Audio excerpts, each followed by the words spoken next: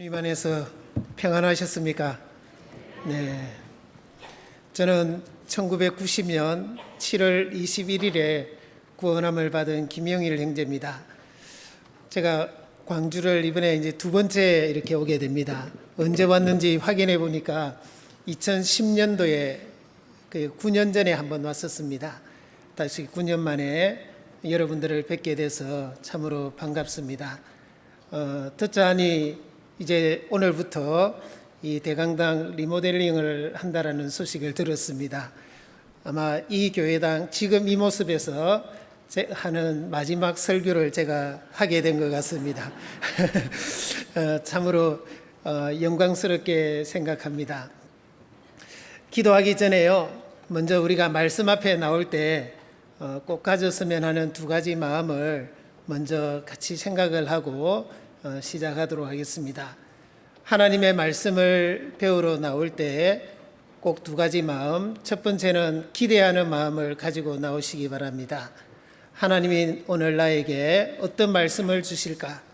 하나님이 주시는 그 말씀을 내가 꼭 얻어먹어야 되겠다라는 그 간절히 기대하는 마음을 가지고 나오시기 바랍니다. 시편 81편 10절에 보시면 내 입을 넓게 열라 내가 채우리라 라고 하셨습니다. 우리가 하나님의 말씀을 얻어먹기를 간절히 구하는 만큼 하나님께서 우리의 영혼에 또 우리의 마음에 더 많은 말씀으로 채워주실 것입니다. 그래서 우리의 마음과 우리의 영혼의 입을 더 크게 열고 항상 말씀을 배웠으면 좋겠습니다. 두 번째는 기도하는 마음입니다. 우리가 배우는 이 하나님의 말씀은 성령의 감동하심으로 기록된 것입니다. 사람의 머리나 사람의 노력만으로는 결코 깨달을 수 없다라는 뜻입니다. 시편 119편 18절에 보시면 내 눈을 열어서 주의 법에 기이한 것을 보게 하소서라고 말씀하고 있습니다. 우리가 말씀 앞에 나올 때 먼저 기도하셔야 됩니다. 하나님, 오늘 저에게 꼭 필요한 말씀을 주십시오. 제가 하나님의 말씀을 받고 저를 교훈하시고 책망하시고 바르게 하시고 의로 교육하셔서 하나님의 사람으로 더욱 성숙되게 해주시고 하나님의 모든 선한 일을 행하기에 부족함이 없게 해주세요 하고 우리가 기도해야 됩니다. 그래서 말씀 배우러 나오실 때마다 이 두 가지 마음 기억하기 쉽죠? 하나는 기대하는 마음, 또 하나는 기도하는 마음. 항상 이 두 가지 마음으로 함께 하셨으면 좋겠습니다. 같이 기도하겠습니다. 사랑과 은혜가 풍성하시고 자비로우신 우리 아버지 하나님, 참으로 감사드립니다. 이 세상 많은 사람들 가운데에서 먼저 우리를 불러 구원하시고 영원한 천국에 갈 수 있는 믿음과 소망을 허락해 주셔서 감사합니다. 또한 주님의 몸된 교회 안에서 항상 말씀으로 양육해 주시고 또 하나님의 사람으로 부족함이 없도록 도와주신 것 감사드립니다. 우리 교회를 통해서 국내뿐만 아니라 해외 여러 나라에 이 복음이 활발하게 전해지게 해주시고 교회를 든든히 세워주심에 또한 감사드립니다. 우리가 주님 앞에 가는 그날까지 우리의 믿음이 더욱 자라고 우리를 통해서 나타내시고자 하는 주님의 크신 그 뜻을 온전히 나타내며 살아갈 수 있도록 도와주시옵소서. 해외에서 수고하시는 선교사님들과 그의 가족들의 안전도 지켜주시고 하시는 일마다 주님께서 앞서 행해 주심으로 말미암아 오로지 하나님께만 영광이 되도록 역사해 주시기를 간구드립니다. 이제 학예 수양회가 얼마 남지 않았습니다. 7월 19일부터 8월 17일까지 7차례에 걸쳐서 수양회가 진행됩니다. 진행되는 차수마다 오로지 우리 주님께서 함께 하셔서 큰 역사로 도와주시고 아무런 사고 없이 모든 차수가 무사히 순조롭게 진행될 수 있도록 역사하시고 도와주시옵소서. 이를 위해서 우리 형제자매님들 더욱 마음이 하나가 되게 해주시고 오로지 이뤄진 그 영혼을 건지는 그 일에 우리가 함께 동참할 수 있도록 주님께서 도와주시기를 간구드립니다. 오늘 이 시간 우리 광주교회 형제자매님들 하나님의 말씀 앞에 나왔습니다. 하나님께서 우리 각 사람에게 합당한 말씀으로 채워주셔서 우리가 그 말씀으로 힘을 얻고 위로를 얻고 용기를 얻어서 주님 앞에 더욱 올바른 마음으로 살아갈 수 있도록 도와주시옵소서. 광주교회를 담임하고 계신 이상민 목사님 그리고 일행들 지금 미국 서북부 지역에 수양회를 위해서 참석하고 있습니다. 끝나는 그 시간까지 주님께서 건강도 지켜주시고 하나님의 말씀을 담대하게 전할 수 있도록 주님께서 도와주시기를 간구드립니다. 오늘 이 시간 어떠한 행편에서든지 간에 함께하지 못한 믿음의 식구들도 있습니다. 일일이 기억하시고 더욱더 합당한 은혜로 채워주셔서 다음 시간에는 모두가 한자리 함께할 수 있도록 인도해 주시옵소서. 시종을 주 성령께 친히 의탁하오며 우리를 언제나 사랑하시는 우리 주 예수 그리스도 이름으로 기도드렸습니다. 아멘. 네, 다 같이 성경 누가복음 16장 말씀을 찾겠습니다. 누가복음 16장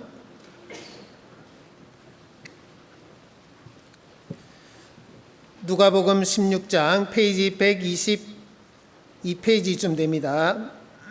누가복음 16장 1절부터 제가 읽어드리겠습니다. 누가복음 16장 1절부터 제가 읽어드리겠습니다. 또한 제자들에게 이르시되 어떤 부자에게 청지기가 있는데 그가 주인의 소유를 허비한다는 말이 그 주인에게 들린지라. 주인이 저를 불러 가로되 내가 네게 대하여 들은 이 말이 어찌미뇨. 내 보던 일을 세마라. 청지기 사물을 계속하지 못하리라 하니 청지기가 속으로 이르되 주인이 내 직분을 빼앗으니 내가 무엇을 할꼬. 땅을 파자니 힘이 없고 빌어먹자니 부끄럽구나. 내가 할 일을 알았도다. 이렇게 하면 직분을 빼앗긴 후에 저희가 나를 자기 집으로 영접하리라 하고 주인에게 빚진 자를 낱낱이 불러다가 먼저 온 자에게 이르되 내가 내 주인에게 얼마나 졌느뇨. 말하되 기름 100마리니이다. 가로되 여기 내 정서를 가지고 빨리 앉아 50이라 쓰라 하고 또 다른 이에게 이르되 너는 얼마나 졌느뇨.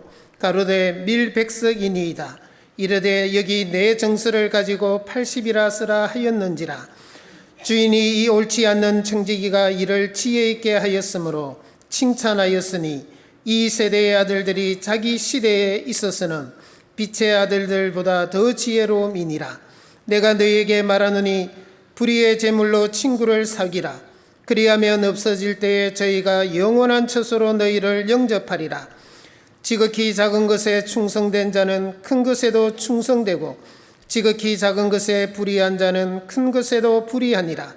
너희가 만일 불의한 재물에 충성치 아니하면 누가 참된 것으로 너희에게 맡기겠느냐. 너희가 만일 남의 것에 충성치 아니하면 누가 너희의 것을 너희에게 주겠느냐. 집 하인이 두 주인을 섬길 수 없나니 혹 이를 미워하고 저를 사랑하거나 혹 이를 중히 여기고 저를 경히 여길 것임이니라. 너희가 하나님과 재물을 겸하여 섬길 수 없느니라. 여기에 줄을 좀 끼워주시면 감사하겠습니다. 오늘 이 말씀을 중심으로 해서 우리가 하나님의 말씀을 같이 배우고자 합니다. 오늘 주제를 말씀드리면 우리는 하나님의 청지기입니다 라는 주제를 가지고 이 말씀을 중심으로 함께 배우고자 합니다. 구원을 받고 나면 우리가 지금까지 어떻게 살아왔는지, 주님 앞에 내 삶이 어떠한지를 항상 평가하고 또 돌아보고 반성하는 시간을 가지는 것이 필요합니다. 만일 그런 시간을 갖지 않는다면 그것은 지혜롭지 못한 사람입니다. 우리가 구멍가게를 하든 아니면 기업체를 운영하든 사업을 운영하는 사장은 하루 또는 한 달 그리고 1년 동안 그 사업을 어떻게 했는지를 평가해야 하는 시간을 반드시 갖습니다. 수입과 지출은 얼마나 들었는지, 그리하여 이익은 얼마를 남기게 되었는지를 반드시 평가하게 됩니다. 그리고 내가 하고 있는 이 사업의 강점은 무엇이고 약점은 무엇인지, 그리고 무엇을 더 보완해야 사업을 더 잘할 수 있는지를 항상 평가하고 결정하게 되는 것입니다. 하물며 우리는 영원한 삶을 살아가고 있습니다. 그것들보다도 훨씬 더 중요한 삶입니다. 그러한데 우리가 어떻게 살아가고 있는지를 돌아보지 않고 평가하지 않는다면 그것은 합당치 않는 모습입니다. 내가 하나님이 나에게 주신 시간을 혹시 허비하고 있지는 않는지, 허비하고 있다면 나에게 주어진 그 시간을 더 소중하게 사용하려고 노력해야 됩니다. 하나님이 나에게 맡겨주신 재물을 내가 혹시 낭비하고 있지는 않은지, 낭비하고 있다면 더 소중한 주님과 복음을 위해서 더 많이 사용하도록 우리는 노력해야 됩니다. 하나님이 또한 우리에게 주신 재능을 우리가 오로지 먹고 사는 문제만을 위해서 사용하고 있다면 그것은 잘못 사용하고 있는 것임에 틀림없습니다. 그런 생각이 들었을 때 우리는 오로지 교회 안에서 주님의 영광을 위해서 우리의 재능을 또 써야 되겠다라는 반성을 하는 것이 반드시 필요합니다. 우리가 청지기로서 어떻게 살아가는지 우리의 삶을 돌아보고 어떻게 하면 하나님 앞에 지혜로운 청지기가 될 수 있는지 오늘 이 말씀을 통해서 같이 배우고자 합니다. 1절에 있는 말씀 같이 한번 읽겠습니다. 또한 제자들에게 이르시되 어떤 부자에게 청지기가 있는데 그가 주인의 소유를 허비한다는 말이 그 주인에게 들리인지라. 우리 모두는 하나님의 청지기입니다. 청지기란 말은 주인의 소유나 주인의 재산을 주인의 뜻에 맞게 관리해 주는 사람을 청지기라고 합니다. 자, 우리 모두는 하나님이 우리에게 맡겨주신 생명, 그리고 우리에게 주신 시간, 우리에게 주신 물질, 우리에게 주신 재능, 또 우리에게 주신 건강, 우리가 잘 사용하고 있는지, 청지기로서 잘 관리하고 있는지 우리 자신을 돌아봐야 됩니다. 나는 어떤 청지기인가? 누가복음 12장 42절에 보시면 지혜 있고 진실한 청지기가 되어라는 말씀이 있습니다. 우리 모두는 지혜 있고 진실한 청지기가 되도록 노력해야 됩니다. 그렇게 하기 위해서는 주님이 우리에게 맡겨주신 모든 것들을 주님의 뜻에 합당하게 주님을 기쁘시게 하는 데 사용해야 됩니다. 고린도후서 5장 9절에 보시면 우리는 거하든지 떠나든지 주를 기쁘시게 하는 자 되기를 힘쓰노라 그랬습니다. 또한 에베소서 5장 10절에는 주께 기쁘시게 할 것이 무엇인가 시험하여 보라 그랬습니다. 시험하여 보라 이 말은 분간하라 또는 찾아내라 이런 뜻입니다. 우리가 오늘 하루하루를 살아가면서 하나님을 어떻게 하는 것이 더 기쁘시게 할 것인가, 그것을 우리는 찾아내야 됩니다. 모든 그리스도인들은 주님을 더 기쁘시게 하는 그것을 우리의 철학과 사상으로 삼고 살아가야 됩니다. 그렇게 해서 우리가 혹시 주님을 기쁘시게 하지 못하는 일에 우리의 시간이나 우리의 물질이나 우리의 재능을 사용하고 있다면 빨리 돌이키고 반성하고 다시 바른 신앙생활을 할 수 있도록 우리가 힘써야 되는 것입니다. 그렇게 하지 않는다면 우리가 자칫 잘못하면 여기 1절에 나오는 말씀처럼 그가 주인의 소유를 허비한다는 말이 그 주인에게 들린지라 그랬습니다. 주인의 소유를 허비하는 사람이 될 수 있다라는 것입니다. 나에게 있다고 해서 그것이 내 것이라고 착각하면 안 됩니다. 우리에게는 우리 것이 하나도 없습니다. 사실 모든 것은 주님께서 주신 것입니다. 주님의 피로 우리를 사주셨기 때문에 그렇습니다. 고린도전서 6장 19절에서 20절에 너희 몸은 너희가 하나님께로부터 받은 바 너희 가운데 계신 성령의 전인 줄을 알지 못하느냐.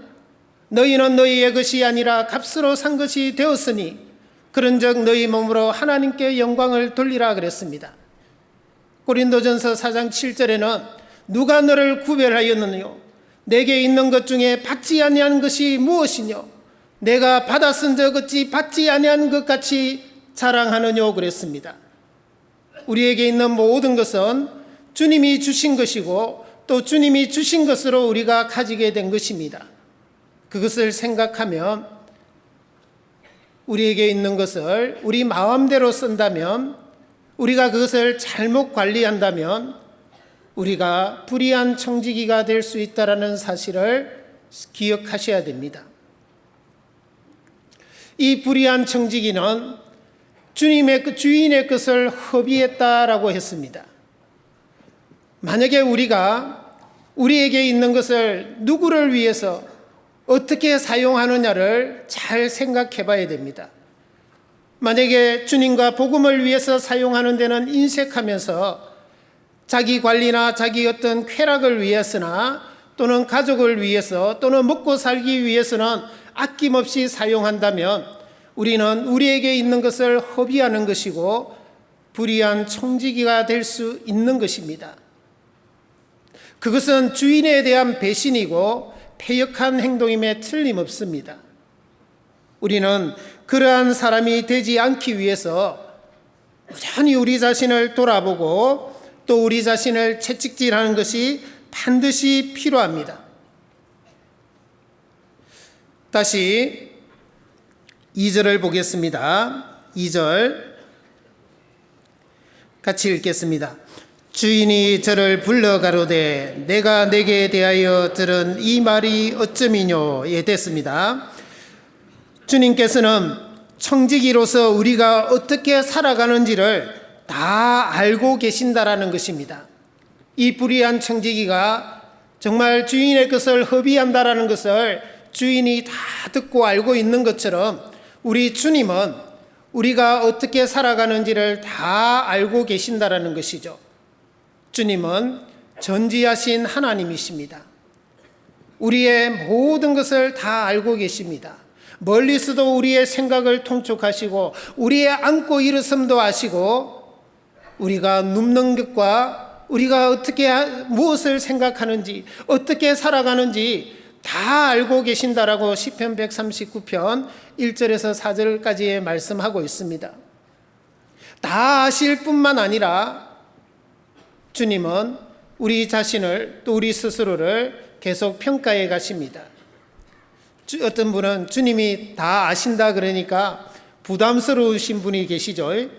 만약에 부담스럽다면 내가 주님 앞에 지금 신앙생활을 잘 못하고 있음에 틀림없습니다. 주님이 알고 계시다라는 것이 우리에게 위로가 되어야 되는데 위로가 되는 사람은 정상적인 신앙생활을 하고 있음에 틀림없습니다. 주님이 우리를 알고 계신다라는 것이 진정 우리에게 위로가 되는 신앙생활을 해야 합니다. 주님은 우리를 아실 뿐만 아니라 우리의 행동을 달아보십니다. 사무엘상 2장 3절에 보시면 여호와는 지식의 하나님이시라 행동을 달아보시느니라 그랬습니다. 하나님은 우리의 일거수일투족을 다 알고 계시고 우리의 행동을 달아보신다 그랬습니다.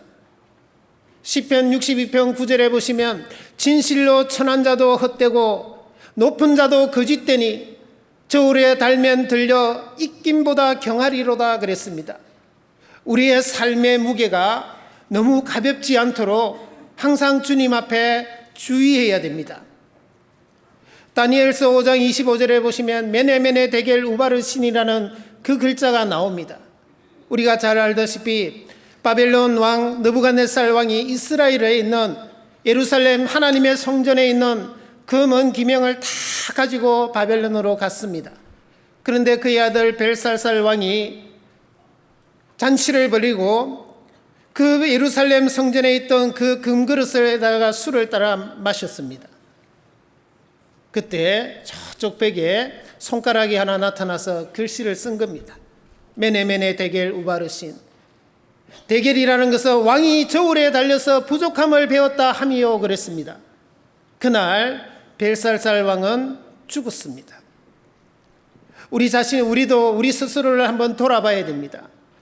우리 스스로를 돌아봤을 때 우리만 아는 죄, 우리 각자가 알고 있는 그 죄를 지었을 때 그때 하나님이 우리의 생명을 취해 가셨더라도 우리는 할 말이 없는 그런 때가 있었을 것입니다. 이 벨사살 왕과 같이 또는 사도행전에 나오는 아나니아와 삽비라와 같이 그런 죄로 인해서 하나님이 우리의 생명을 그때 취해 갔을지라도 우리는 할 말이 없었을 겁니다. 하지만 하나님께서 오래 참아주시고 또 우리에게 또 한 번의 기회를 주셨음에 우리는 감사해야 됩니다. 그 기회를 우리는 놓쳐서는 안 됩니다. 그 기회를 우리는 잘 사야 합니다. 지혜로운 사람은 기회를 잘 사는 사람입니다. 제가 제천에 있을 때 어떤 형제님 간증했던 것이 기억이 납니다. 그것도 제천교회 그 홈페이지에 간증을 써놨기 때문에 이렇게 공개를 해도 문제가 되지 않을 것 같습니다. 그 형제님이 신앙생활을 잘 못하고 있을 때 어느 날 이제 아파트 관리 일을 하고 있었습니다. 근데 아파트 어떤 동을 도는데 갑자기 위에서 뭐가 툭 떨어지는 겁니다. 옆에 보니까 등산용 지팡이 하나가 툭 떨어진 겁니다. 바로 발 옆에 떨어진 겁니다. 깜짝 놀랐죠. 그런데 잠시 후에 또 뭐가 하나 툭 떨어집니다. 보니까 옥수수 4개가 든 봉지가 비닐봉지가 하나 떨어진 겁니다. 그리고 또 잠시 후에 뭐가 하나 박살이 난 겁니다. 보니까 큰 장난감 자동차 하나가 바로 옆에서 박살이 난 겁니다. 그리고 잠시 후에 도리 쪽 수석이 떨어져서 자동차 위에 떨어졌는데 자동차가 확 찌그러진 겁니다. 그리고 잠시 후에 수건 한 장이 떨어지는 겁니다. 그 상황을 알아보니까 그 아파트 10층에 어린아이가 그것을 집어 던진 겁니다. 그 사태를 수습하고 이 형제가 곰곰이 생각을 해봤습니다. 왜 하필이면 내가 지나가는 그때에 그런 일들이 일어났을까? 곰곰이 생각해 보니까 뭔가가 풀어지더라는 겁니다. 왜 등산용 지팡이가 떨어졌을까? 그때 제천교회 형제자매님들이 사실 제천교회가 아주 연약할 때입니다. 마음을 모으기 위해서 한 번씩 등산을 갔습니다. 근데 이 형제는 가기 싫어서 안 갔습니다. 근데 그게 생각이 나서 반성이 되더라는 것입니다. 그러면 왜 옥수수가 한 봉지 떨어졌을까? 곰곰이 또 생각해 보니까 그때 제천교회가 재정적으로 많이 어려웠습니다. 그래서 생옥수수를 판매를 했는데 우리 광주교회 식구들도 사 드신 분이 계실 것입니다. 그런데 어린 학생부터 정말 연세 많으신 노인분들까지 다 동원이 돼가지고 새벽 4시에 나가서요 옥수수 꺾어서 그걸 또 포장해서 이렇게 전국교회에 보냈습니다. 근데 이 형제는 출근한다는 핑계로 참석을 안 했습니다. 그것이 반성이 되더라는 겁니다.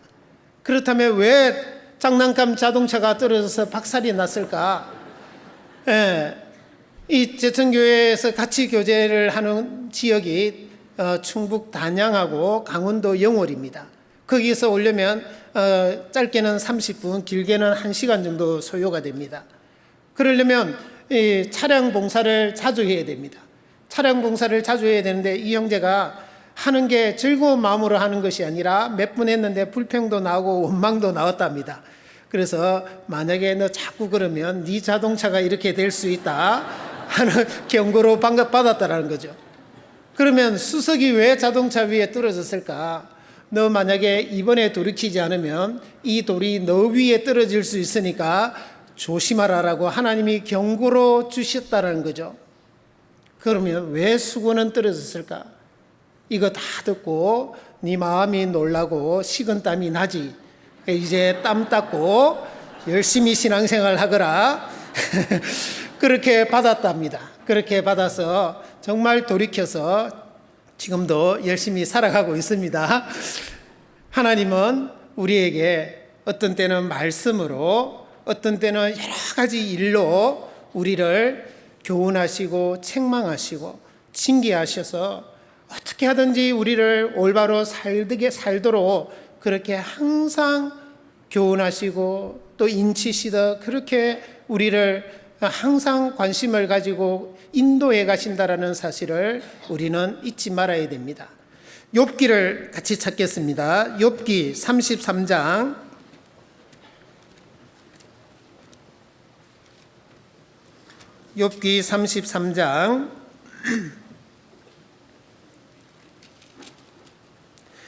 14절입니다. 14절에서 17절까지 같이 읽겠습니다.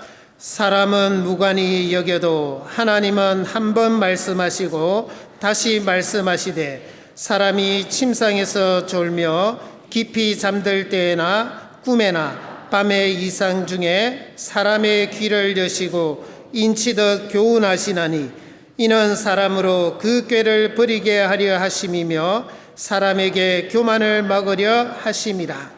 하나님은 한 번 말씀하시고 또 다시 말씀하시고 하여튼 우리에게 인치듯 계속 우리의 귀, 우리의 육신의 귀만 말하겠습니까? 우리의 마음의 귀, 우리의 영혼의 귀를 계속 여십니다.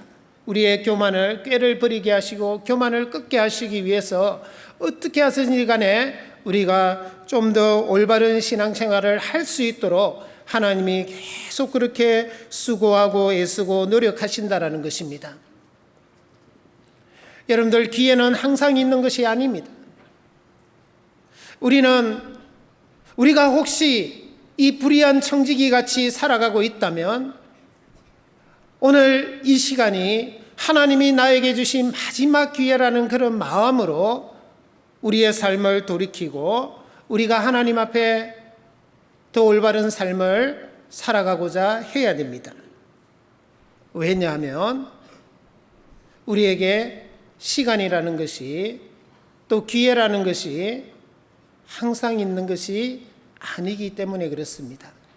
누가복음 16장으로 다시 돌아갑니다. 누가복음 16장 2절입니다. 누가복음 16장 2절 말씀 같이 읽겠습니다.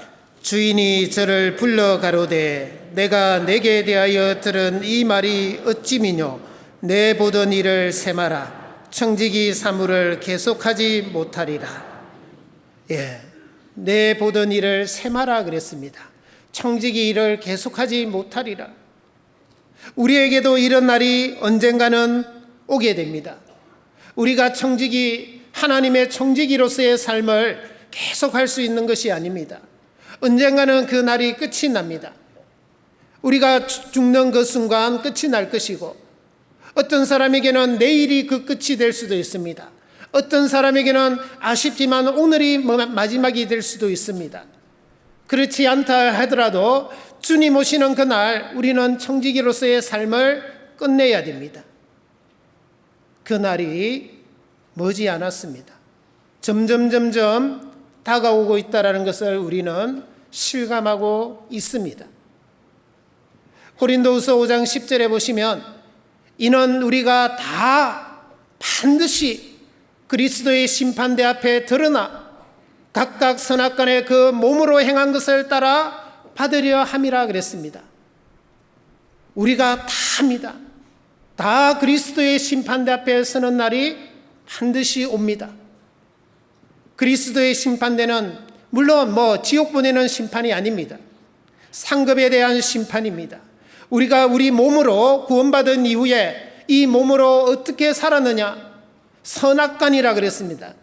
주님의 뜻을 위해서 오로지 주님을 기쁘시게 하면서 살았던 삶이 선이 될 것이고 주님을 기쁘시게 하지 못하고 주님의 뜻대로 살지 못하고 오로지 자기 육신을 위해서 살았다면 그것은 주님 앞에 악이 될 것입니다. 그 심판대가 반드시 있습니다.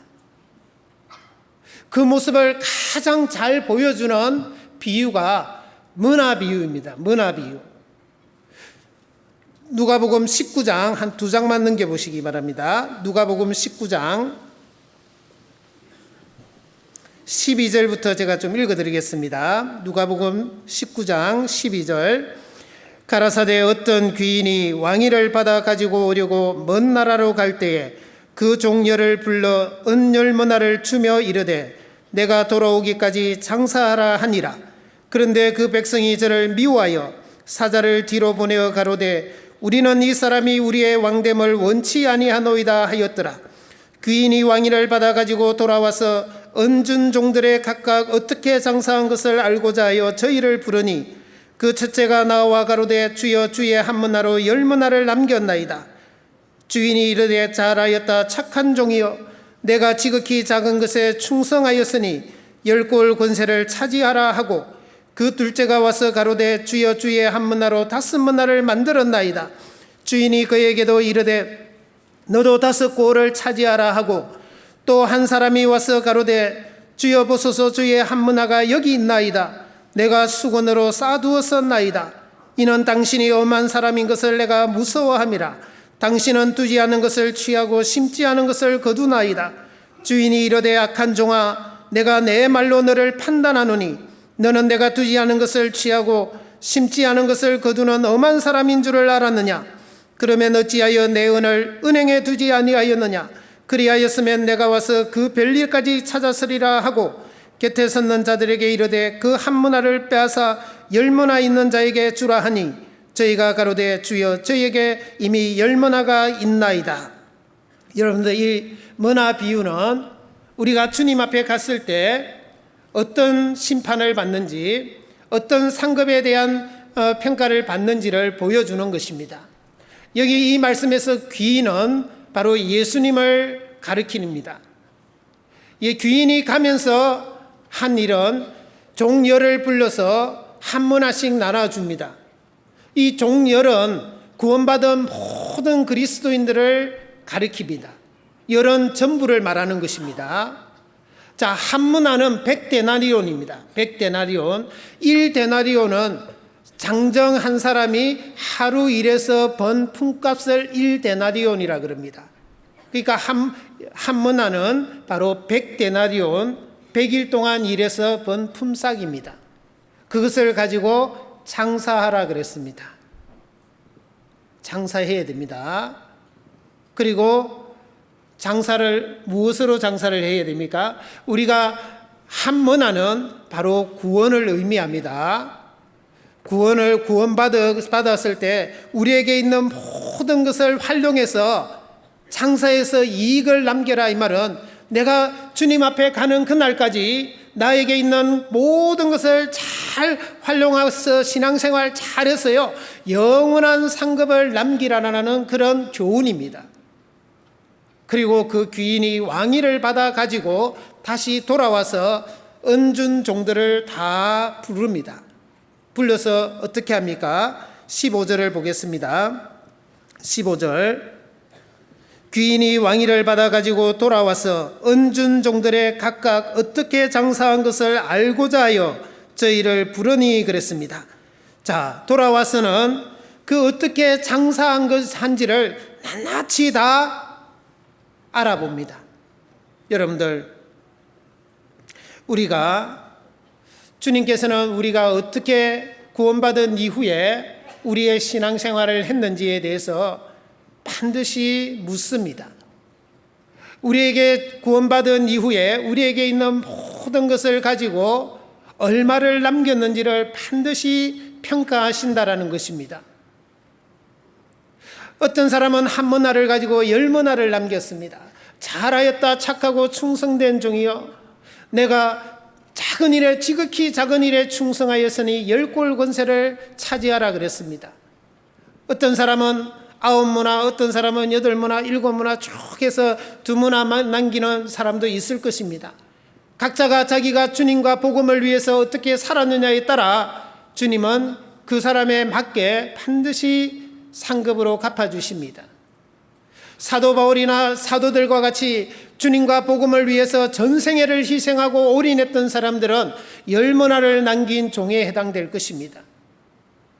그런데 롯과 같이 정말 주님을 위해서 살지 못하고 오로지 자기 육신을 위해서 살았던 사람들은 그냥 한문화를 수건에 싸서 주님 앞에 나아가는 참으로 부끄러운 그런 모습이 될 것입니다. 고린도전서 3장 말씀을 찾겠습니다. 고린도전서 3장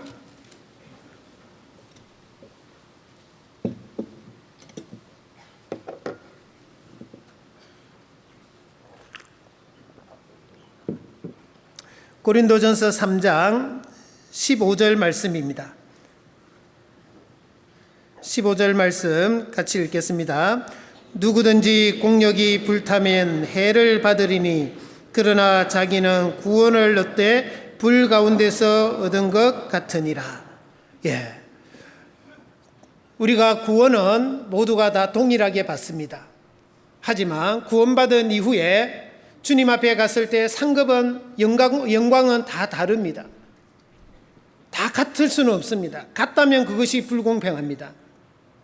정말 주님과 복음을 위해서 열심히 살고 목숨까지 바친 그 사람과 구원받은 이후에 게으르게 살고 자기 자신을 위해서 산 사람과 만약에 영광이 같다면 그것이 불공평한 것입니다. 고린도전서 15장 41절에 보시면 해의 영광도 다르며 달의 영광도 다르며 별의 영광도 다른데 별과 별의 영광이 다르도다 그랬습니다. 다릅니다. 마태복음 25장에 보시면 주님께서 그 종들을 칭찬하는 내용이 다릅니다. 어떤 종은 악한 종이라는 이야기를 듣습니다. 어떤 종은 착한 종이라고 칭찬받습니다. 어떤 종은 게으른 종이라고 주님 앞에 핀잔을 받습니다. 핀잔을. 그리고 어떤 종은 정말 충성되다라고 칭찬을 받습니다. 오늘 우리가 주님 앞에 선다면, 오늘 우리 각자가 내가 주님 앞에 선다면 주님이 나를 어떻게 불러주실까? 우리 스스로 한번 자문자답 해봐야 됩니다. 주님이 나를 어떻게 불러주실까? 여러분들, 고린도전서 3장에는 이 신앙생활을 건축하는 것에 비유하는 것입니다. 건축할 때 가장 중요한 것은 물론 터입니다. 터. 신앙생활도 마찬가지입니다. 신앙생활에 있어서 가장 중요한 것은 터 되시는 예수 그리스도십니다. 우리의 믿음은 예수 그리스도 위에 세워져야 됩니다. 그 위에 내가 무엇으로 집을 지을 것인가, 그것은 우리 스스로 결정해야 됩니다. 금이나 은이나 보석으로 없어지지 않을 것을 불타지 않는 것으로 지을 것이냐, 아니면 나무나 풀이나 집같이 불타서 없어질 것으로 지을 것이냐, 그것은 우리가 선택하는 것입니다. 주님은 그 공력을 불로서 나타낸다 그랬습니다. 금이나 은이나 보석은 불타지 않고 그대로 남습니다. 주님 앞에 갔을 때 남아있는 삶이라는 것이죠. 오로지 믿음으로 살았던 삶, 주님을 기쁘시게 하면서 살았던 삶은 그대로 남습니다. 하지만 나무나 풀이나 집처럼 불타 없어지는 것은 주님 앞에 남는 것이 없다라는 것입니다. 오로지 자기 육신을 위해서, 자기 만족을 위해서 살았다면 그것은 주님 앞에 하나도 남지 않을 것입니다. 그러나 자기는 구원을 얻되 불 가운데서 얻은 것 같으리라. 하나님의 말씀은 그렇게 말씀합니다. 우리가 그런 사람이 되어서는 안 될 것입니다. 다시 누가복음 19장으로 돌아갑니다. 19장, 아까 16장에 줄을 끼워 두셨잖아요. 19장으로 돌아갑니다. 19장 21절입니다. 21절 말씀 같이 읽겠습니다. 이는 당신이 엄한 사람인 것을 내가 무서워함이라. 당신은 두지 않은 것을 취하고 심지 않은 것을 거두나이다. 여러분들, 이 한문화를 수건에 쌓아두었다가 한문화를 그대로 가지고 온 이 사람이 왜 그렇게 살았느냐, 그것에 대해서 우리가 한번 깊이 생각해 봐야 됩니다. 이 사람은 주인을 오해하고 있습니다. 주인은 엄한 사람이다 그랬습니다. 무서운 사람이고 까다로운 사람이다, 이런 뜻입니다. 그리고 그는 주인을 심지 않은 것을 거두고 두지 않은 것을 취하는 사람이라고 오해했습니다. 나쁜 사람으로 생각한 것입니다. 자기가 장사해서 열심히 장사해서 어떤 이익을 남기면 그 이익을 착복해가고 빼앗아가는 그런 악한 사람이라고 생각했던 것입니다. 그런데 실상은 그런 주인이 아니었습니다. 그 주인은 그 은을 남긴 만큼 10골, 5골 권세로 바꿔서 돌려줬습니다. 정말 비교할 수 없는 것으로 바꾸어서 주신 분이죠. 너무 선하신 분입니다. 그분이 바로 우리 주님이십니다. 그런데 우리가 만약에 이 악한 종과 같이 주님을 오해할 수도 있는 것이죠. 어떤 사람은 이렇게 생각할 수도 있습니다. 구원해 주셨으면 됐지. 왜 자꾸 신앙생활 하라, 교회 나와라, 교제 나와라, 또 11조 하라, 건축헌금하라. 왜 그렇게 귀찮게 하는지 모르겠다고. 왜 그렇게 살면 안 되고 이렇게 살아야 된다라고 계속 잔소리 하느냐고 막 그렇게 생각하는 사람이 있거든요. 혹시 우리 중에는 그런 사람이 없습니까? 그런 사람이 있다면 그것이 주인을 오해하는 것입니다. 주님을 오해하는 것입니다. 내 먹기도 살기도 바쁜데 나에게 있는 조금 있는 그것까지도 뭐 헌금해라 뭐 하면서 빼앗아가는 분이라고 혹시 여러분들은 생각하고 있지 않습니까? 만약에 그런 사람이 있다면 그것이 바로 주님을 오해하는 것이고 주님을 잘 몰라서 그런 것입니다. 호세아서 4장 6절에는 내 백성이 지식이 없으므로 망하는도다 그랬습니다. 6장 3절에는 그러므로 우리가 여호와를 알자, 힘써 여호와를 알자 그랬습니다. 베드로후서 3장 18절에는 우리 주 곧 구주 예수 그리스도의 은혜와 저를 아는 지식에서 자라가라 그랬습니다. 우리가 주님을 더 알아가야 됩니다. 주님을 모르면 주님을 오해하고 주님을 잘 모르면 모르는 만큼 우리가 신앙생활에 손해를 볼 수 있기 때문입니다. 주님을 여러분들 알아가야 됩니다. 우리 주님은 창조주십니다. 여러분들 창조주라는 말씀이 무슨 말씀입니까? 우리에게 필요한 모든 것을 주신 분이다 이 말입니다. 우리 주님은 구세주십니다. 구세주라는 말은 우리의 영혼을 구원해 주신 분이시다 이 말씀입니다. 이 모든 것을 주신 분이 우리에게 어떤 것도 요구할 수 있는 것입니다. 그러나 잘 생각해 보십시오. 주님이 무엇이 아쉬워서 무엇이 부족해서 우리에게 그런 것을 요구하시겠습니까? 사도행전 17장 24절에 25절에 이렇게 말씀합니다. 우주와 그 가운데 있는 만유를 지으신 신께서는 천지의 주제시니 손으로 지은 전에 계시지 아니하시고 또 무엇이 부족한 것처럼 사람의 손으로 섬김을 받으시는 것이 아니니 이는 만민에게 생명과 호흡과 만물을 친히 주시는 자이심이라. 주님은 부족한 것이 하나도 없으신 분입니다. 그런데 왜 우리에게 열심히 신앙생활하고 육신을 위해서 살지 말고 영원한 것을 위해서 살아라고 하시는 것일까요? 우리 자신을 위해서 그렇게 하는 겁니다. 우리가 천국에서 살 때 조금이라도 더 큰 영광 가운데 살기를 바라시는 그 마음 때문에 그렇습니다. 여러분들 예를 들어서 부모님이 여러분들에게 젊었을 때 그랬잖아요. 꼭 공부 열심히 해라. 게으르면 안 돼. 부지런하고 성실해야 돼. 그 말을 왜 하는 것일까요? 누구를 위해서 하는 것일까요? 그 자식을 위해서 하는 것입니다. 그 자식이 조금이라도 더 잘 되기를 바라는 마음으로 하시는 것이죠. 그와 마찬가지로 주님께서도 우리에게 그런 마음을 가지고 우리에게 신앙생활을 하도록 그렇게 계속 말씀하고 또 이야기하시는 것입니다. 여러분들 그 주님의 마음을 우리가 조금이라도 헤아릴 줄 알아야 됩니다. 23절 똑같이 읽겠습니다. 그러면 어찌하여 내 은을 은행에 두지 아니하였느냐? 그리하였으면 내가 와서 그 별리까지 찾았으리라 하고. 자, 그리하면 어찌하여 내 은을 은행에 두지 아니하였느냐? 우리가 주님 앞에 갔을 때 부끄럽지 않으려면요, 우리에게 주신 그 은을 은행에라도 맡겨야 됩니다. 여기서 은행이라는 것은 교회를 상징하고 교회를 가리키는 것입니다. 우리의 신앙생활에 교회와 함께하라는 것입니다. 교회 가운데 우리의 삶을 투자하라는 것입니다.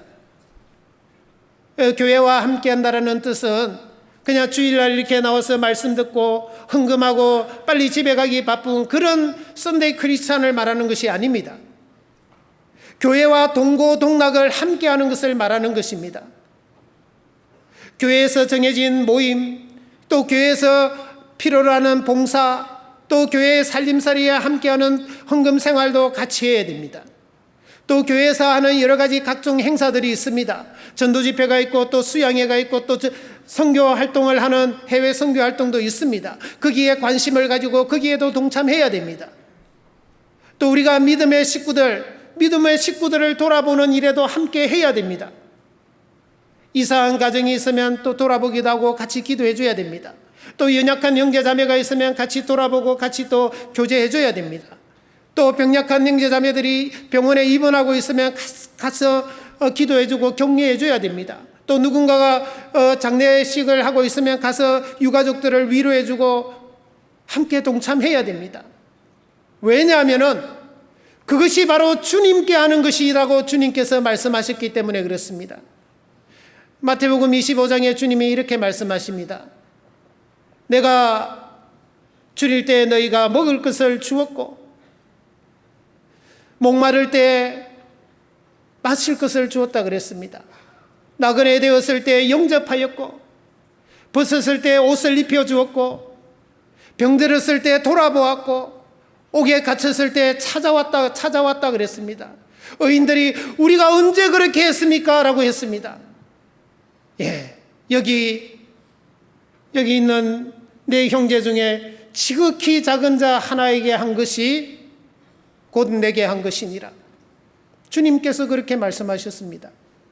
우리가 구원받은 이후에 형제자매들에게 했던 작은 수고와 작은 선행을 주님께 한 것으로 주님이 봐주시고 또 주님께서 그것에 대해서 상급으로 영광으로 갚아주신다라고 약속하신 것입니다.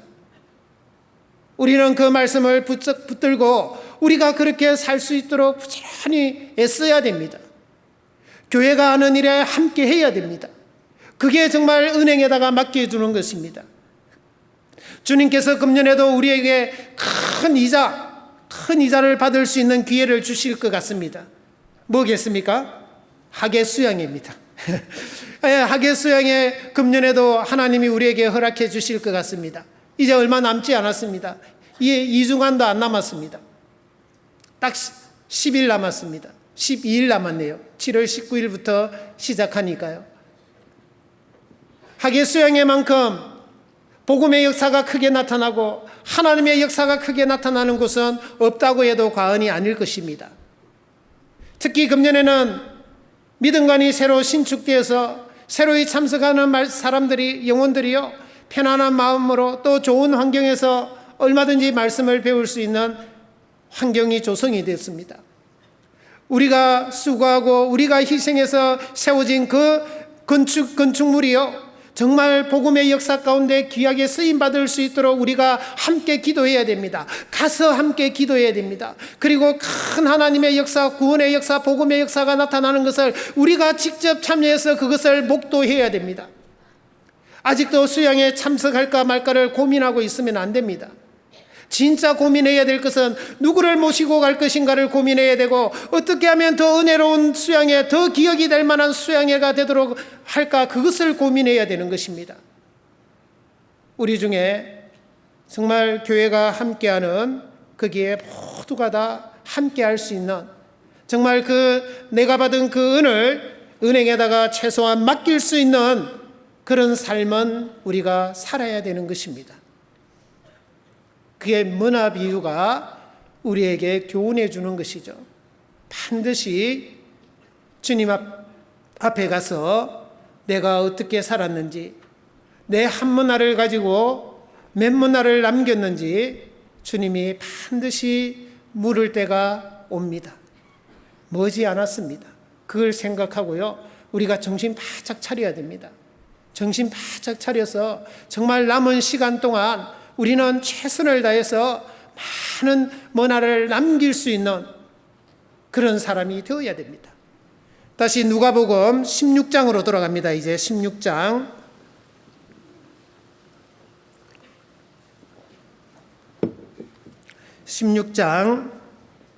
3절입니다.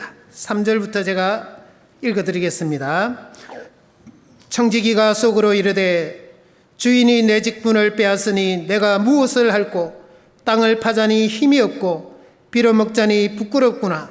내가 할 일을 알았도다.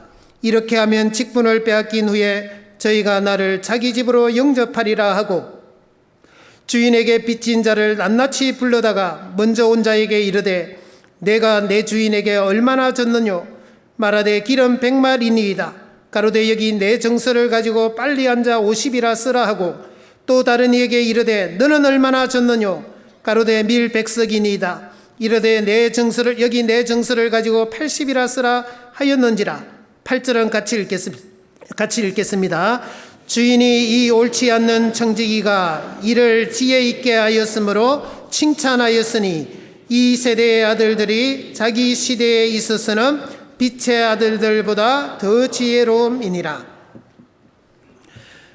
우리는 영원한 상급과 영광을 바라봐야 됩니다. 영원한 영광과 상급을 바라보기 위해서는 아주 지혜로워야 됩니다. 이 불의한 청지기, 옳지 않은 이 청지기가 주인으로부터 칭찬을 받았습니다. 참 이해가 안 되는 것 중에 한 말씀이잖아요. 주인을 것을 야 너 주인에게 뭘 줬느냐? 예 기름 100말 줬습니다. 빨리 앉아서 50이라 쓰라. 너는 얼마나 줬느냐? 예 밀 100석. 예 그러면 빨리 앉아서 80이라 쓰라. 이거 얼마나 참 부도덕합니까? 그잖아요. 부도덕하고 비양심적이잖아요. 그런데 주인은 그를 칭찬했습니다. 부도덕하고 비양심적인 그 행동을 칭찬한 것이 아니고요. 그가 해고된 후에, 그가 잘린 후에 어떻게 살아야 되겠다라는 것을, 그걸 대비하는 그것을 칭찬한 것입니다. 주님께서도 우리에게 그렇게 하기를 원하시는 겁니다. 우리가 이 땅에서의 삶이 끝나고 천국에 가서 어떻게 살 것인가, 내 영원한 삶을 어떻게 준비할 것인가, 그것을 생각하고 그것을 예비하는 그 사람이 지혜로운 것입니다. 우리에게 시간이 한정없이 있는 것이 아니잖아요. 우리에게는 너무 짧은 시간밖에 안 남아 있습니다. 그러므로 세월을 아끼라 그랬습니다. 지혜롭게 행하라 그랬습니다. 우리에게 남은 그 시간을 우리는 최선을 다해서 가장 최상의 것으로 우리가 사용해야 됩니다. 그러기 위해서는 지혜가 필요하다라고 그랬습니다. 잠언 6장 6절에서 11절에 게으른 자여 개미에게로 가서 그 하는 것을 보고 지혜를 얻으라 그랬습니다. 개미는 두령도 없고 간역자도 없고 주권자도 없으되 먹을 양식을 여름에 예비하며 추수 때의 양식을 모으느니라 그랬습니다. 게으른 자여 내가 어느 때까지 눕겠으며 어느 때에 깨어 일어나겠느냐 그랬습니다. 좀 더 자자 좀 더 졸자 손을 모으고 좀 더 자자 하면 내 빈궁이 강도같이 오며 내 곰핍이 군사같이 이르리라.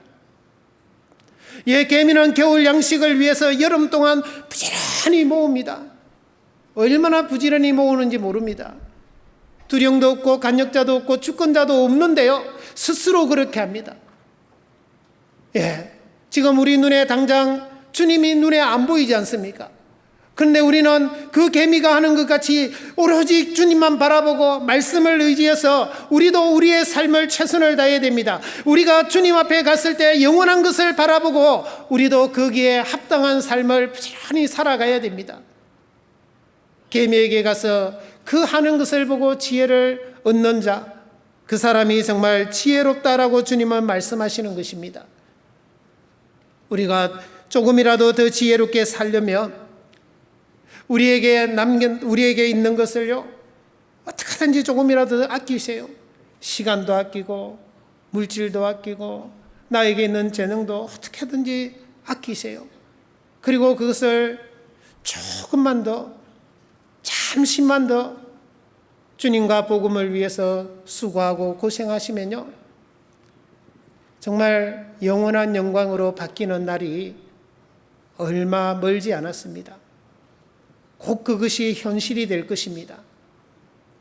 그것을 바라보는 사람이 지혜로운 겁니다. 이 옳지 않는 청지기를 주인이 칭찬했던 것 같이 우리가 그런 마음으로 새롭게 시작하고 정말 영원한 것을 바라보고 또 새롭게 다시 시작한다면 주님은 우리를 지혜롭다라고 말씀해 주실 것입니다. 그 지혜를 우리도 가지셔야 됩니다. 다시 16장 9절부터 또 제가 읽어드리겠습니다. 내가 너희에게 말하노니 불의의 제물로 친구를 사귀라.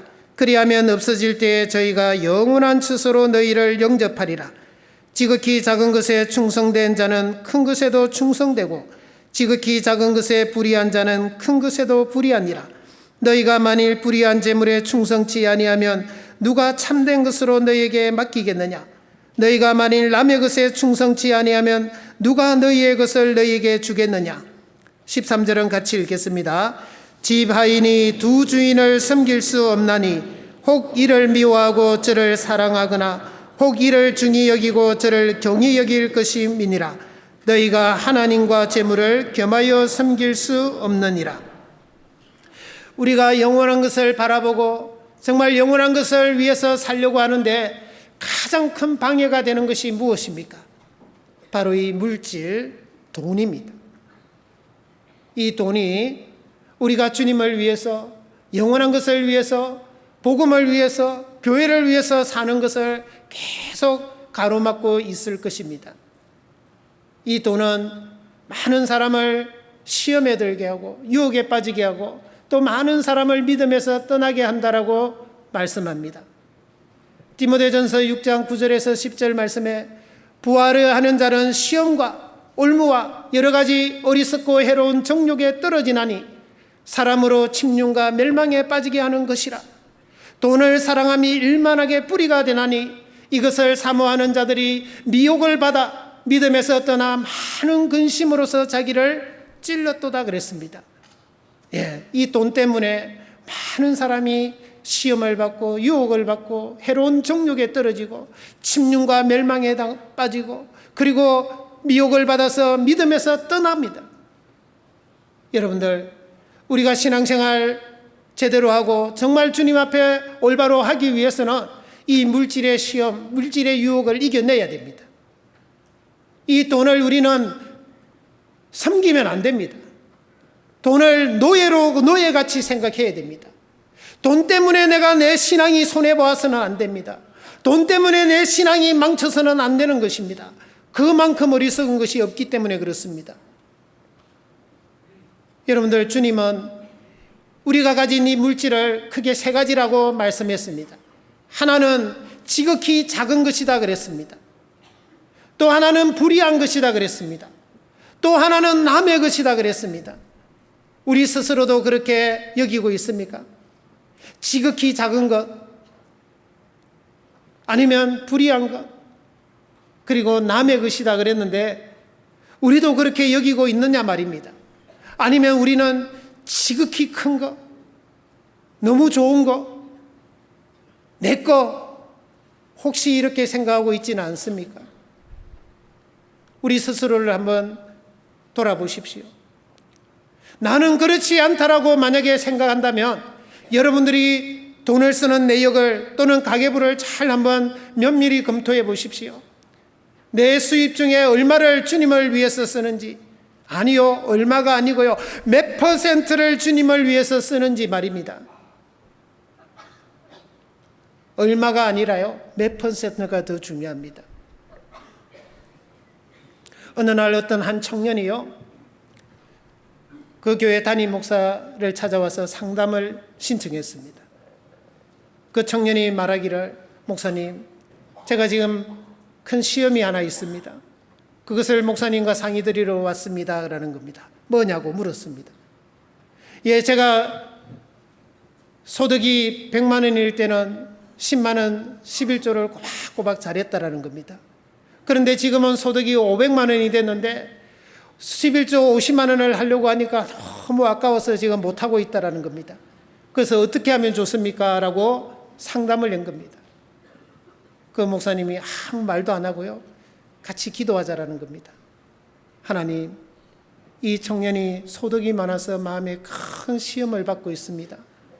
이 청년이 그 마음의 시험을 받지 않도록 이 청년에게 소득 100만 원으로 다시 돌려주시기 바랍니다. 참 어리석지 않습니까? 혹시 우리가 그러고 있지는 않은지 우리 자신을 한번 돌아보는 것이 반드시 필요합니다. 그잖아요. 어떤 분이 그랬잖아요. 우리의 지갑도 구원받아야 된다고. 우리의 주머니는 거듭나야 돼요. 주머니로요. 그죠? 주머니로 거듭나야 됩니다. 그래야 우리가 떳떳하게, 더 당당하게, 더 주님을 위해서 열심히 살아갈 수 있는 것입니다. 우리가 주님을 모독하면 안 됩니다. 아까 13절 말씀 다시 한번 같이 읽겠습니다. 집 하인이 두 주인을 섬길 수 없나니 혹 이를 미워하고 저를 사랑하거나 혹 이를 중히 여기고 저를 경히 여길 것임이니라.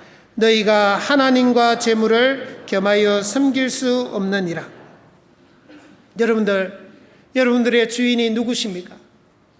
여러분들 스스로 여러분들의 주인이 누구십니까? 우리 주님이 오직 주님 한 분만이 우리의 주인이 맞습니까? 5사람 대답하네요. 5사람. 5사람만 주님을 주인으로 섬기시나 봅니다. 다시 한번 묻겠습니다. 우리 주님께서 우리의 주인이 맞습니까? 그러면 우리가 주님을 모독하면 안 됩니다. 어떻게 주님과 물질을, 돈을 주님의 옆에다가 갖다 놓을 수 있겠습니까? 그 주님을 모독하는 것 아닙니까? 그리스도인의 수치입니다. 그잖아요? 어떻게 이 돈을 주님과 갖다 대등하게 놓을 수 있느냐 말입니다. 절대 그래서는 안 됩니다. 우리는 영원한 것을 바라보고 영원한 것을 계산할 줄 알아야 됩니다. 고린도후서 4장 17절 18절에 이렇게 말씀합니다. 우리의 잠시 받는 환난에 경한 것이 지극히 크고 영원한 중한 것을 너희에게 이루게 함이니 너희의 돌아보는 것은 보이는 것이 아니요 보이지 않는 것이니 보이는 것은 잠깐이요 보이지 않는 것은 영원함이니라. 우리의 잠시 받는 환난에 경한 것이라 그랬습니다. 우리가 이 땅에서 수고하고 주님을 위해서 살아가는 그 삶은 잠시 잠깐이라고, 그리고 아주 가벼운 것이다 그랬습니다. 그런데 주님께서 우리에게 갚아주실 것은 지극히 크고 영원한 영광에 중한 것을 우리에게 주신다 그랬습니다. 여러분들, 우리는 무엇을 바라봐야 됩니까? 무엇을 우리는 추구해야 됩니까? 무엇을 붙잡아야 되겠습니까? 우리는 영원한 것을 바라보고 영원한 것을 계산할 줄 알아야 되는 것입니다. 그것이 우리 앞에 지금 놓여 있는 것입니다. 그것을 붙잡지 못한다면 그것은 참으로 어리석은 것입니다. 마가복음 10장 말씀을 찾겠습니다. 마가복음 10장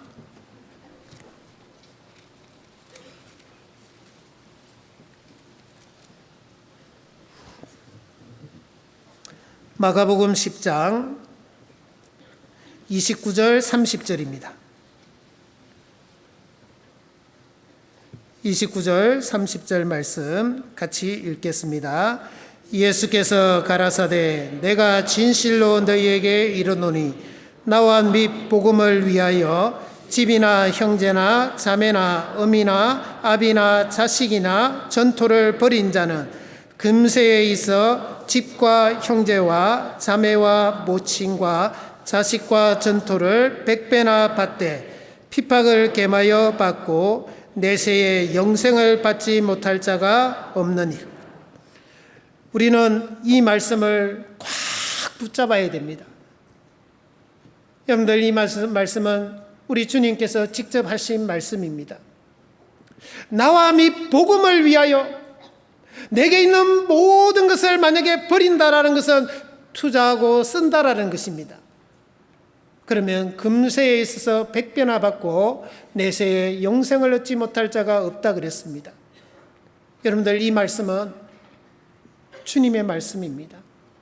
우리는 이 말씀을 꽉 붙잡고 이 약속을 만약에 정말 믿는다면요, 우리를 구원해 주신 그 구원의 말씀을 우리가 믿고 있는 것처럼 우리가 이 약속의 말씀을 확실히 믿는다면 나에게 있는 모든 것을 가장 먼저 그리고 가장 많이 주님과 복음을 위해서 써야 되는 것이 마땅한 것입니다. 이것은 이론의 여지가 없습니다. 주님께서 우리에게 그렇게 해 주시겠다고 약속하셨으니까요. 여러분들, 우리는 이 약속의 말씀을 붙잡고 그 약속의 말씀이 우리의 삶이 되도록 힘써 노력해야 됩니다. 마귀는 우리가 그렇게 살아가기를 내버려 두지 않을 것입니다. 우리의 육신은 그렇게 살아가는 것을 원치 않을 것입니다. 싸워야 됩니다. 그래서 우리는 우리의 주님을 진정한 우리의 왕으로 섬겨야 됩니다. 이 세상에서도요, 기감이 되는 사람들이 있지 않습니까? 고려말 정몽주를 아실 것입니다. 정몽주가 얼마나 충신이었는지 이성계는 그를 너무 탐냈습니다. 그를 자기 신하로 만들고 싶은데 마음에 유동치 않는 것입니다. 그 마음을 알은 넷째 아들 이방원이 그를 찾아가서 계속 회유를 했습니다. 하여가라는 시조를 지었죠. 이런들 어떠하며 저런들 어떠하리. 만수산 드렁치기 얽어진들 어떠하리. 우리도 이같이 얽혀져 100년까지 누리리라. 이렇게 살면 어떻고 저렇게 살면 어떠냐. 저기 만수산 그 칡뿌리 칡나무들 바라고 서로 얽혀져서 잘 살고 있지 않느냐. 우리도 이렇게 한번 어우러져서 얽혀져서 한 100년까지 살아보자고. 넘어갔습니까? 정몽주는 안 넘어갔습니다. 단심가로요, 멋지게 응수했잖아요. 이 몸이 죽고 죽어 100번 고쳐주고 백골이 진토되어 넋이라도 있고 없고 님 향한 일편단심이야 가실 줄이 있으랴. 얼마나 멋있습니까? 나는 한 왕만 섬긴다라는 거죠. 다른 왕을 섬기지 않겠다라는 겁니다. 하물며 우리 주님은 그런 왕보다도 훨씬 더 위대하시고 훨씬 더 우리가 멋진 왕이시지 않습니까? 그 주님을 우리는 진정한 왕으로, 정말 우리가 영원히 섬겨야 될 왕으로 모시고 살아야 되지 않겠느냐 말입니다. 절대 우리에게 있는 우리의 어떤 물질이든 우리의 어떤 것이든 그것이 우리가 섬기는 우리의 왕을 모독한다든지 수치스럽게 해서는 안 될 것입니다. 이 마귀는 어떻게 하든지 우리를 흔들어 놓을 것입니다. 이 우리의 연약한 육신은 어떻게 하든지 그렇게 살지 못하도록 계속 방해할 것입니다. 그럴 때 우리는 고린도전서 15장 58절 말씀을 꽉 붙잡아야 됩니다. 그러므로 내 사랑하는 형제들아, 경고하며 흔들리지 말며 항상 주의 일에 더욱 힘쓰는 자들이 되라. 이는 너희 수고가 주 안에서 헛되지 않을 줄을 알미니라. 우리의 수고는 주를 위해 또 주님과 복음을 위해서 하는 수고는 결코 헛되지 않습니다. 주님께서 영원한 상급으로 몇십 배, 몇백 배, 아니 비교할 수 없을 만큼 큰 것으로, 좋은 것으로 갚아주실 것입니다. 그것을 바라보고요, 우리는 뚜벅뚜벅 한 걸음 한 걸음 또 신앙생활 해 나가시기 바라겠습니다. 오늘 좀 빨리 마치달라 그래가지고요, 제가 빨리 한다고 말이 좀 빨랐습니다. 찾아야 될 성경도 찾지 않고 제가 그냥 암송해서 이렇게 한 것은 이유가 있습니다. 오늘 여기가 좀 바쁘다고 그래서 좀 최대한 빨리 맞춰달라 그래서요. 제가 하여튼 말이 좀 빨랐는데 이해를 하시고 정말 우리가 우리 자신을 한번 돌아보고 그렇게 살아갈 수 있도록 했으면 좋겠습니다. 같이 기도하겠습니다. 주님 은혜 감사합니다. 오늘도 저희들에게 귀한 말씀을 허락해 주셨습니다. 이 배운 말씀을 우리 마음판에 깊이 새겨서 우리가 하나님 앞에 합당한 삶을 살아갈 수 있도록, 그리고 영원한 영광과 상급을 바라보며 살아갈 수 있도록 주님께서 도와주시옵소서. 우리의 마음이 흔들리지 않도록 주님 붙들어 주시옵소서. 이 광주 지역에 주님의 몸된 교회를 세워주셨습니다. 우리 교회를 통해서 주변에 이르러진 많은 영혼들에게 이 복음을 담대히 전하게 해주시고, 또 이 교회를 담임하고 계시는 이상민 목사님, 그리고 가족들, 그리고 함께 수고하시는 전도인들, 또 교회를 섬기고 형제자매를 섬기고 세우는 그 일에 더 귀하게 쓰임받을 수 있도록 지혜와 능력을 더해 주시기를 간구드립니다.